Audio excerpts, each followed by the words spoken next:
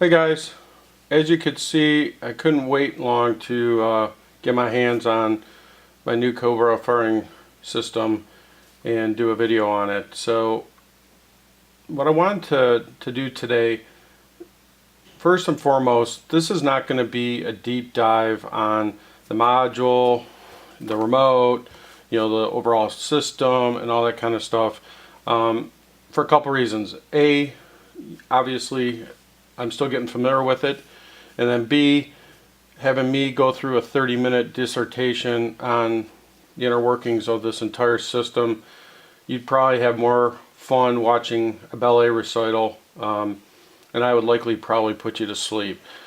So more importantly, what I thought I would do is show you a couple of things real quick. This was included with the firing system when I got it. And you might not think, that's a big deal, but I got to be honest with you, it's a nice touch that Scott does in Cobra Firing Systems. They include this, universal quick guide, which you might say, oh well, we all seen quick guides. But I thought what was nice about this one, it's laminated, so you don't have to worry about it getting, spilling shit on it, getting, ripping it, losing it because it's a big gaudy manual or something. This is just a nice quick guide, and it's laminated so it's protected. So I thought that was a really nice touch. So what I'm going to do is I'm just going to go through some of these quick steps and just share with you, and hopefully this video won't take too long, but I want to get some information out in front of you so you can see the system as a whole and some basic things that you can do just to test it once you first get it, because obviously you want to watch the videos that are on YouTube from Cobra Firing Systems and others that have more specific information about the overall system, so you can learn about the safety features, all that stuff, because you want to make sure you understand it fully before you go out and start firing fireworks. First thing they ask you to do, step one, is get the batteries into the system. So I've already done that, but just to show you, a lot of you are familiar with the Cobra Firing System. The actual modules take 3 9-volt batteries. And you can see the compartment slides up and down really easy. You have, one battery controls the brains of the system itself, general functionality, and then the other 2 are for firing the cues. So it distributes the power, which I think ultimately will lead to less battery usage. So I think that's a good thing. The next thing is the remote. You have 3 AA's, easily goes up, you can see the compartment, put them in, you're good to go. So we'll jump right into step 2, which is turning on the module and the remote and syncing them. So I'll show you how that's done. I'll put it in this little case here so it'll be a little bit easier to follow along. Hopefully you can see the stuff. So to test the system and get it online, you simply will put the key in, turn to test mode. You can see it's got a unique address, and then it goes through the battery, and I'll go there real quick again. You can see the batteries, 1P9, 2P9, 9 is most power. Obviously as it goes down, that means the battery is getting weaker, and that does its preliminary tests, and then it's good to go. So this is in test mode and ready to sync. What I'll do next is we have the remote, and I'll go ahead and turn that on. And like I said, I've already synced these, but I'm going to show you the process again. So we'll go ahead and power up the remote. You can see it goes through its test functions, goes out there, and you can see the nice backlit display. And to sync these, it's really simple. All you have to do is hold down the sync button on each device for like 3 seconds. It'll beep a few times, and then you're done. But these modules now are synced. You can kind of see by the sync button, they're both flashing yellow, which means they're talking with one another. So that is the basic setup to get these things synced up. So now I'm going to go into testing continuity and show you what that's all about. Before I get into the continuity, the one other thing I wanted to show you real quick is the sleep mode function. Hopefully you can pick up on it, but you can see I have the module on. It's in test mode, and obviously you could have it in ARM and it'd be the same scenario as far as sleep mode. But you can see these flashing red lights. There's 3 of them. There they go. And the nice thing about this system is it'll actually, after a period of time, will go into sleep mode, and then when you turn on the actual remote, and I'm going to go ahead and turn that on. You're going to see it's going to wake up.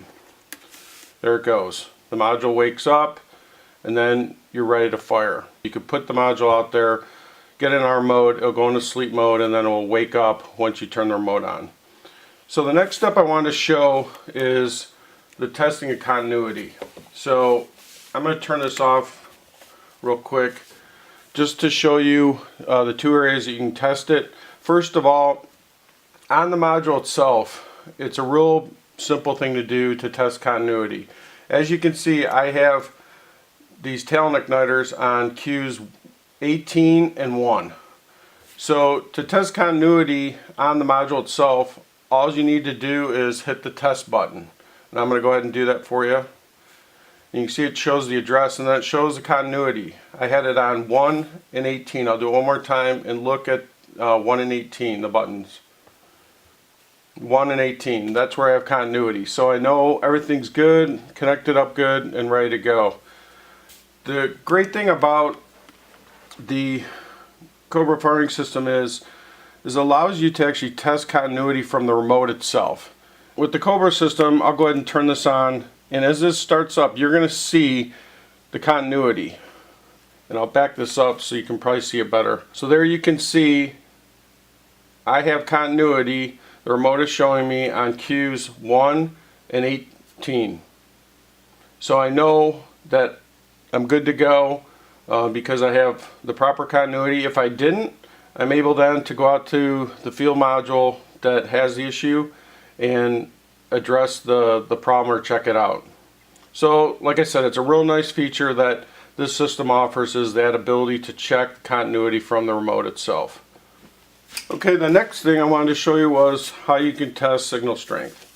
So it's a real easy process. You take your remote, you can see the module's already turned on. You have your remote, turn it on, let it go through its cycle, the startup mode. And then once it's started up, then the real quick test that you do to test your signal strength is you simply hit the sync button. So I'm going to go ahead and do that for you. And look up here, you'll see the actual signal strength. It's minus 22. I'll do that one more time. You simply press the sync button, and now it's minus 18. So as long as that's between 0 and minus 75, you will have a single button fire, meaning you push the button once and it's going to fire.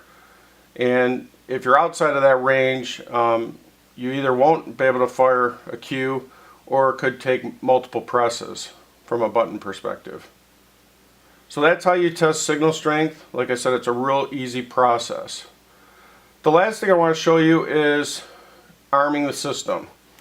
So as you can see, I have the module in arm mode, but the nice thing about the Cobra system is when you turn on the remote, it defaults and puts it in a test mode. And hopefully you can see it okay, but here on the remote you can see I have a green light on test, and over on the module it's in test mode as well. And that's a really good safety feature, because say you were in the process of doing something else, someone else picks up the remote, they don't really know the system, they turn it on, and then they start pushing buttons. And the nice thing is you can see I'm not firing any cues, because the system itself is not in the arm mode. So that's a really nice safety feature. So to arm the system, you simply will take and push the arm button on the remote. And I'm going to go ahead and do that for you, and you'll see that this is going to flash, and then after a period of time both of the remote and the module will go into the arm position, and you'll see it by this red light. So I'm going to go ahead and push it now. You can see it's flashing right now. Already on the module, it's now telling me I'm in arm mode, as well as the remote. So at this point I'm ready to fire. So I'm not going to go through and fire some of these cues where I got the igniters. I'm going to hang on to these just because I got some other things I want to show you, and I'm not going to waste them. But I am going to fire some of the other cues just to show you another nice feature about the 18R2. So I'm going to go ahead and fire cues 2. And when I push 2, you're going to see it light up on the module, which is telling me that it fired. There you see. The other nice thing you can see, it lit up on the remote. So when it flashes like this, this is going to signify the last cue that you fired. So I'm going to go ahead and fire 3, 4, 5, and 6. So you can see I fired all those cues, and one of the nice things about the system is it will show you as the operator what cues you had fired, what was the last cue you actually fired, and then where you have remaining cues that are waiting to be fired. So you can see here by the solid colors, these are all cues that have been fired. This was the last one I did, and then these two are still cues that can be fired. So that's a really nice feature that they added to the 18R2. So that's pretty much all I wanted to show you today. One more thing to make you aware of, as part of the surprise, I did get Cobra Show Creator. So I plan on doing some future videos around scripting. And so stay tuned for those videos. I'll show some basics around the software itself, and then I'll do some demonstrations to show you how easy it is to create scripts using that program.